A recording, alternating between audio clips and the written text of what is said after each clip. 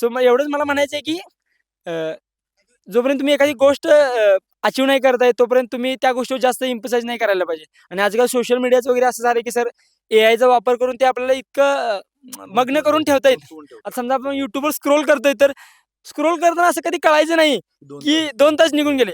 So त्यासाठी माझा एक मित्र आहे सतपाल गोडसे म्हणून. हां. ते सांगोलेचे आहेत. हां. सो माझ्या शेजारी बसायचे. मेन शेवटी ॲक्चुअली ते माझा मोबाईल काढून घ्यायचे. बरं. सोबत माझ्या ठेवायचे. काय रात्री झाली गेले की YouTubeवर टाईमपास करत बसते म्हणून. हां. सो लवकर यायला पाहिजे. सो माझ्या मोबाईल काढून घ्यायचे ते. ओके. सो मला हे प्रॉमिनेंटली मेन्शन करायला वाटतंय की चांगले म्हणजे हेच आहे की तुम्हाला चांगले म्हणजे तुमच्या जीवनात सगळे चांगले मित्र मित्र भेटले. म्हणजे आयुष्यात म्हणजे देवाची कृपा होती की आयुष्याच्या घडणीच्या काळामध्ये चांगले मित्र भेटत गेले. आणि मित्र पण चांगले होते आणि त्यांचे आई-वडील पण खूप चांगले होते.